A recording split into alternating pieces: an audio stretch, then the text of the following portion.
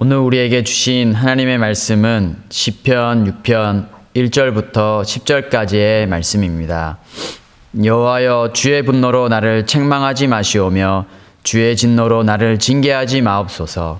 여호와여, 내가 수척하였사오니 내게 은혜를 베푸소서. 여호와여, 나의 뼈가 떨리오니 나를 고치소서. 나의 영혼도 매우 떨리나이다. 여호와여, 어느 때까지니까? 여호와여, 돌아와 나의 영혼을 건지시며 주의 사랑으로 나를 구원하소서. 사망 중에서는 주를 기억하는 일이 없사오니 스올에서 주께 감사할 자 누구리이까? 내가 탄식함으로 피곤하여 밤마다 눈물로 내 침상을 띄우며 내 요를 적시나이다. 내 눈이 근심으로 말미암아 쇠하며 내 모든 대적으로 말미암아 어두워졌나이다. 악을 행하는 너희는 다 나를 떠나라. 여호와께서 내 울음소리를 들으셨도다. 여호와께서 내 간구를 들으셨으며 여호와께서 내 기도를 받으시리로다.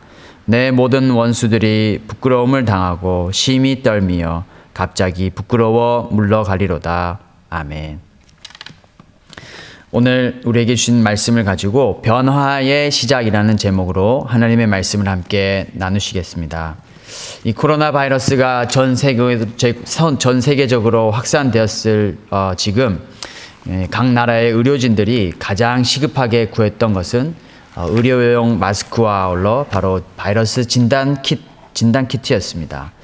얼마나 많은 사람들이 이 바이러스에 전염되었는지 현황을 파악하려면 많은 사람들을 진단할 수 있어야 하고, 그리고 바이러스의 전염력이 얼마나 강한지 알 수 있기 때문에 이 바이러스 진단 키트에 대한 수요가 많아졌었습니다. 거기에서부터 우리의 대응은 시작이 됩니다. 원치 않은 상황에 대한 변화의 시작은 확실하고 정확한 진단에서부터 시작됩니다. 자신이 현재 처한 상황과 자신의 영적인 상태를 말씀 앞에 돌아볼 수 있는 눈이 우리 성도의 삶에 필요한 것입니다. 오늘 본문의 시인은 자신을 정확하게 진단하였습니다. 자신이 아픔과 고통 가운데 있는데 그것은 자신을 향한 하나님의 진노와 책망과 징계로 인한 것임을 정확하게 진단하였습니다. 먼저 이 시를 지은 다윗의 상태는 병들어 있다라는 것을 알 수 있습니다. 1절부터 3절까지 이 다윗은 주님의 이름을 무려 4번이나 부르면서 주님의 분노와 책망과 징계로 인하여 자신의 몸이 수척하고 뼈가 떨리며 영혼도 떨린다고 고백합니다. 특별히 시인은 나의 뼈가 떨립니다 라고 고백하고 있습니다. 여러분, 이 뼈는 우리 몸에서 가장 강하고 단단한 부분입니다. 우리 온 몸을 하나로 연결함과 동시에 근육을 지탱해주는 힘의 원천입니다. 이 힘의 원천인 뼈가 떨리면 어떻게 됩니까? 우리 온몸이 무너지게 됩니다. 버팀목이 무너지면 버틸 수 없듯이 우리 온몸을 지탱하는 뼈가 떨리면 우리는 무너지는 것입니다. 결국 여기서 뼈가 떨린다라는 표현은 우리 인생 전체가 흔들리고 몸과 마음이 극심한 고통 가운데 있다는 뜻입니다. 이 가운데 시인이 할 수 있는 유일한 간구가 2절 끝에서 나옵니다. 바로 나를 고치소서 하는 간구입니다. 시인은 나를 고쳐달라고 부르짖고 있습니다. 계속해서 4절부터 5절을 보시면 고통 가운데 있는 지금 시인의 상태가 얼마나 심각한지 좀 더 잘 알 수 있습니다. 5절에서 시인은 사망과 수호를 언급하면서 마치 자신의 죽음이 멀리 있지 않음을 간접적으로 드러냅니다. 시인은 뼈가 떨리고 그의 영혼도 심히 떨린다고 고백하였습니다. 즉, 영육간에 심각한 고통을 겪고 있는 자신이 거의 죽음 앞에 내던져진 상태라는 것을 인식한 것입니다. 그래서 시인은 이제 무엇을 구합니까? 계속해서 살아있기를 간구합니다. 시인은 사망 중에서는 주를 기억하고 주께 감사할 자가 없다는 고백을 합니다. 여러분, 이 구약에서 기억한다라는 표현은 찬양한다라는 뜻으로 사용됩니다. 따라서 여기서 주님을 기억한다는 것은 이 주님의 크신 업적을 생각하고 찬양한다는 것입니다. 죽으면 찬양할 수 없기에 계속해서 살아서 주님께 감사와 찬양을 드리는 삶을 살아가기를 간청하고 있는 것입니다. 여기서 우리에게 주는 교훈은 무엇입니까? 바로 우리가 영적으로 죽어 있으면, 우리가 영적으로 메말라 있으면 하나님을 찬양할 수도 예배할 수도 없다는 것입니다. 내가 지금 영적으로 어떤 상태인가를 진단할 수 있는 가장 확실한 방법 중에 하나는 바로 내 마음에서 어떤 생각이 일어나며 내 입에서 어떤 고백이 나오는지를 살펴보는 것입니다.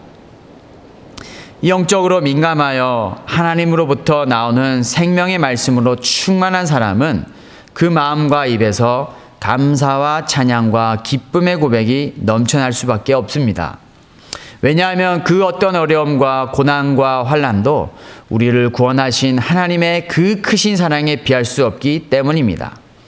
이어서 6절과 7절에서 시인은 아주 구체적으로 자신의 아픔을 하나님께 하소연하고 있습니다. 내가 탄식함으로 피곤하여 밤마다 눈물로 내 침상을 띄우며 내 요를 적시나이다. 내 눈이 근심으로 말미암아 쇠하며 내 모든 대적으로 말미암아 어두워졌나이다. 한마디로 요약하면 지금 시인은 어두운 밤에 눈물을 펑펑 쏟고 있다는 것입니다.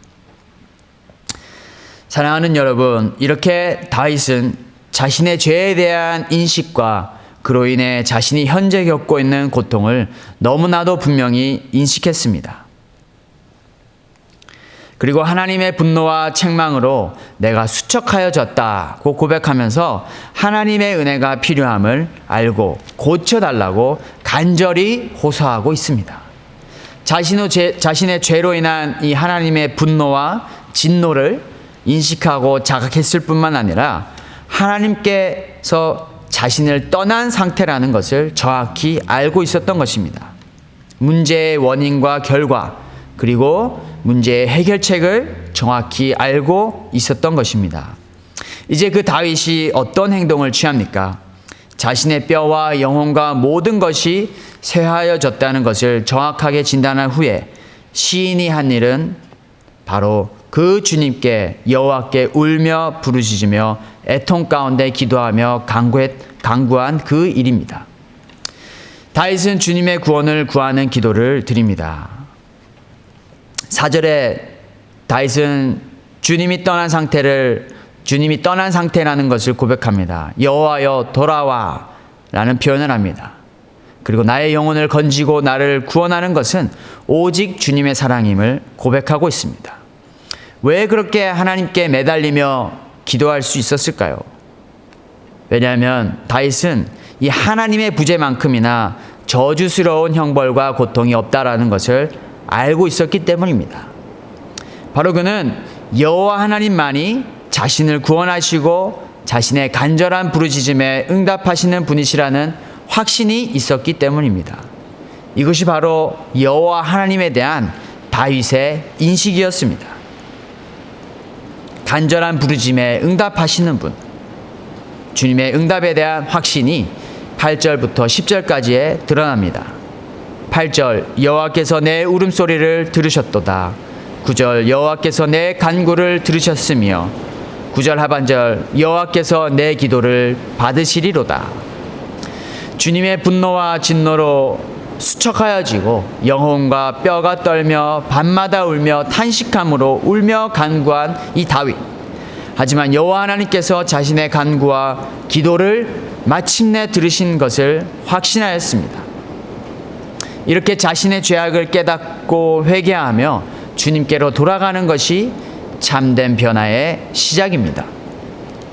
청소년부 금요 모임에 서로의 각자의 기도 제목을 나누는 가운데 한 학생이 이런 기도 제목을 나누었습니다. 자신이 잘못한 것들 중에서 자신의 죄 가운데서 기억나지 않은 것까지 다 기억나게 해달라고, 그래서 회개할 수 있게 해달라는 기도 제목을 나누었습니다. 그렇습니다. 우리는 살아가면서 수시로 죄의 유혹에 맞닥뜨리며 살아가고 있습니다. 나도 모르게 죄의 유혹에 넘어가 죄를 지을 때도 수도 없이 많습니다. 하지만 무의식 가운데 내가 짓는 죄악도 있을 수 있습니다.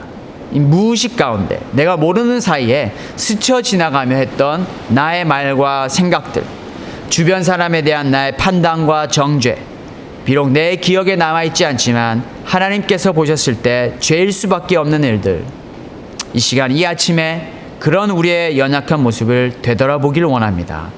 오늘 본문에 시인이 이 다윗이 자각했던 것처럼, 인식했던 것처럼 하나님 앞에서 24시간 나의 생각과 말과 행동들을 되돌아보며 하나님 앞에서의 나 자신의 모습을 진단할 수 있기를 소망합니다. 그리고 더 나아가 죄를 지어 책망받고 징계받기 마땅한 우리들이지만 그럼에도 불구하고 우리의 애통과 간구와 기도를 들으시고 우리를 구원하시는 하나님의 은혜를 기억하기를 원합니다. 그래야 할 때 우리의 삶은 어떻게 변화됩니까?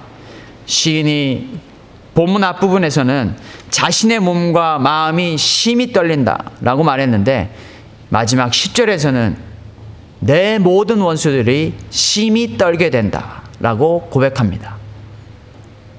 그렇습니다. 죄로 인해 죽을 수밖에 없는 상황에 처한 시인이 주님의 말씀을 듣고 힘을 내어 새로워졌기에 이제는 그의 죽음을 기다렸던 원수들이 반대로 수치심과 두려움에 떠는 상황이 온다는 것을 고백한 것입니다.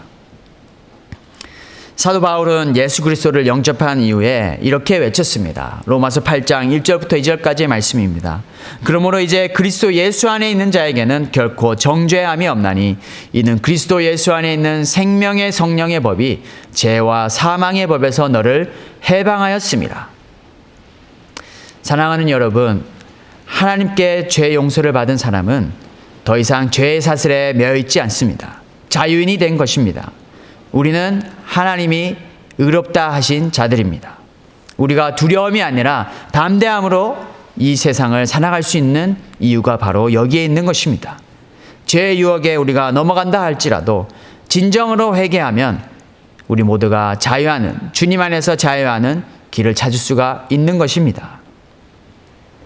이러한 주님의 사랑과 은혜를 미가서 7장 18절은 이렇게 말씀하고 있습니다. 주와 같은 신이 어디 있으리까?